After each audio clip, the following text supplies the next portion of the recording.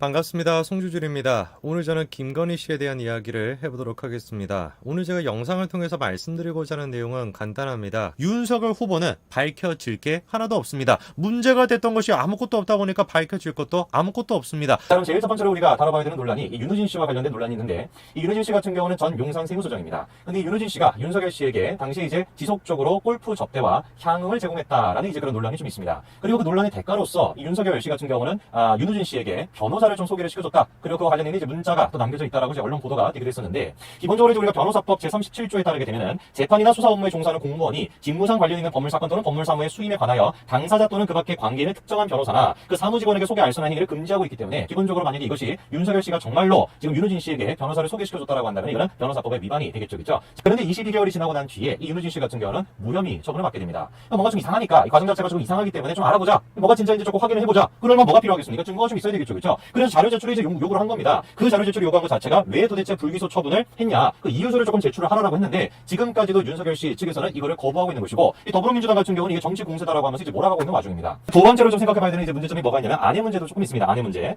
이 아내가 이제 그 김건희 씨라는 분인데, 이분이 코바나 컨텐츠라고 하는 회사의 대표라고 합니다. 근데 코바나 컨텐츠라는 회사가 뭐 하는 회사냐면은 이 전시를 해주고 기획해주는 그런 이제 업체예요. 그런데 이 김건희 씨가 자신의 회사에 후원을 해줬던 16곳 정도 회사가 되는데, 그 회사들에게 이 지금 윤석열 검찰총장 후보자에 관련된 청문회에서 계속 자료 요청을 하지 않겠습니까? 그렇죠? 그 자료 요청과 관련돼가지고 일종의 협박성 문자를 보냈다라는 의혹이 조금 있습니다. 자, 그런데 이 의혹이 나타난 기본적인 배경 같은 경우는 그 문자를 직접 받았다라고 하는 증인들이 있어요, 증인들이. 그래서 내가 지금 김건희 씨로부터 우리가 후원하는 업체인데, 그 업체 당연히 이름을 밝힐 수가 없겠죠. 우리가 후원하는 업체인데, 우리 후원하는 업체가 김건희 씨로부터 이런 문자를 받았어라고 자유한국당이 이제 얘기를 해준 것이죠, 그렇죠? 자, 그러면은 기본적으로 이런 식의 당시 이제 그 협박성 내용은 무엇이었냐면은, 민간 기업의 사적 계약의 영역이다. 그러니까 너네들이 우리한테 후원해준 것 같은 경우는 사적 계약의 영역이기 때문에, 아무리 저쪽에서 무슨 뭐 국회 자료 요구를 한다라고 할지라도 이거는 개인정보법을 위반하는 것이기 때문에 이거에 대해서는 너네 자료 제출을 반드시 할 필요는 없다. 이런 식으로 이제 문자를 보낸 것입니다. 물론 사실은 아닙니다. 왜냐면은 자, 이런 상황 속에서 미술 전시와 관련돼 있는 또 다른 문제점이 있는데, 그 문제점이 뭐냐면 지난달 13일에 이 김건희 코바나 컨텐츠 회사에 후원을 하고 있던 업체 수가 딱 4곳입니다.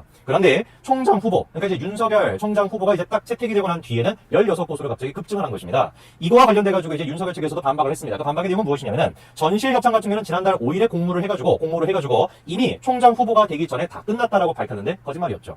이 윤석열 씨의 지난번에 어떤 행보를 조금 보거나 이런 식의 논란을 좀 보자라고 한다면은, 과연 이분이 삼권 분립 체제를 잘 지킬 수 있을까? 그리고 이분이 과연 도의적으로 책임이 좀 없는 분인가? 이 떳떳하다라고 한다면 그거에 대해서 자료 제출이나 이런 것들을 왜 막겠습니까? 그렇죠? 자료 제출 정당하게 하고, 윤우진 씨와 관련돼 있는 왜 내가 이거에 대해서 불기소 처분을 했는지, 혐의 없다라고 처분했는지 이거에 대해서 다 떳떳하게 얘기할 수 있어야 되겠죠. 근데 왜 자료 제출을 거부합니까? 그래서 이거는 정치 공세다라고 하는 것이 아니라 도의적으로, 그리고 다 상권 분립에 대해 가지고 중요한 위치를 갖고 있는 사람이 검찰총장이기 때문에 떳떳하다라고 한다면 다 자료 제출하시고 거기에 대해서 검증을 받으시기 바랍니다. 오늘까지 말씀드리겠습니다. 감사합니다.